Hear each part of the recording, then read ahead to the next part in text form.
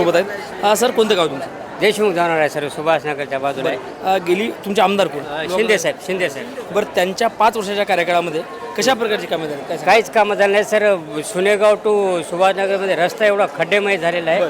काहीच विकास नाही सर. एवढी परेशानी आहे आता आम्हाला. तिथून ST एकच टाईम आहे सर, सकाळी 8:30 वाजता. पुढे काय नाही. येतोच ऑटोमध्ये झालं तर खड्डेमय असा प्रकार आहे सर.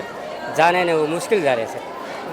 तुमचं धानोरा गाव म्हणल्या, धानोरा गावातलाच एकच कालच काहीतरी व्हिडिओ फार व्हायरल झाला होता. हां सर, काय प्रकार आहे ते? हा ते रोड आहे, आपल्या नदी आहे सर. ते स्मशानभूमीचा प्रकार आहे. ते माग व्यक्ती वाढला होता, त्याला जायला यायला करायला रस्ता नाही सर. नदीवर पूल व्हायला पाहिजे सर, अशी गोष्टी आहेत. बरं, अजून आपल्या मतदारसंघातील कोणती कामं बाकी राहिली असं वाटतं तुम्हाला? सर मतदारसंघामध्ये फक्त रस्ता महत्त्वाचा आहे सर. बाकी तर कामं सर, आता हे घरकुलं वगैरे असतात असे, पण ते जनतेला काही नाही. फक्त आमिष दाखवायचा प्रकार चालू आहे सर, दुसरं काहीच नाही. आम्हीच दाखवायचं निवडून बस.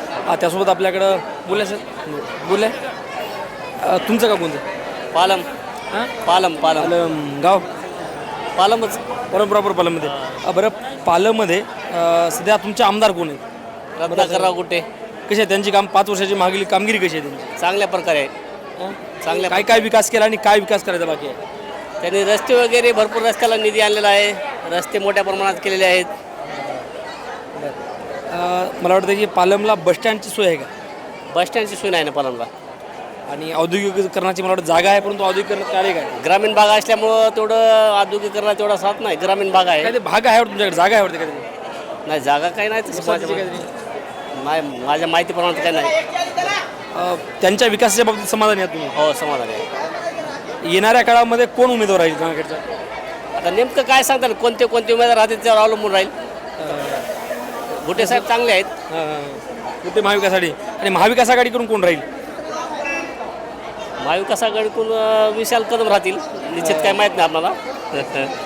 हे होते गंगाखेड विधानसभा मतदारसंघात. सध्या तरुणाची आपल्याला स्टाईल बघता येईल. काय वाटतं तुम्हाला? कोणतं गाव तुमचं? सुभाषनगर.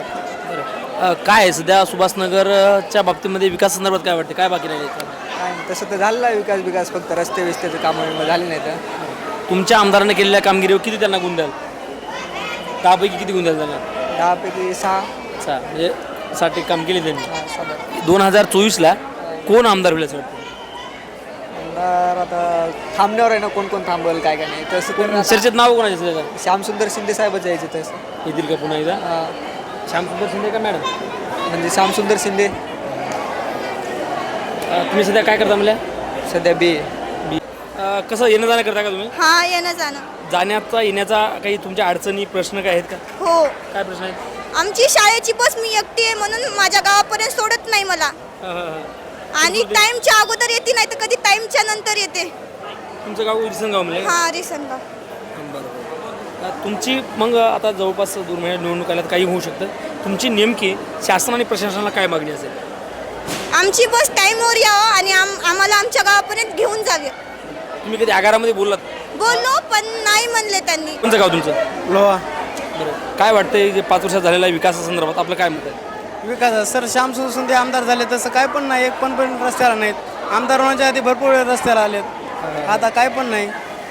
बरं, कोणती कामं बाकी राहिली असं वाटतं तुम्हाला? आता कामं तर आता आमदाराचे भरपूर बाकी झाले. आता रस्ता तर आता चालतं इथं याला काय ते हळदो रोडला चिकोल चालता यायला परेशानी होऊ लागली. गाड्याची परेशानी, सिलेपून लोक पडू लागले गाड्या.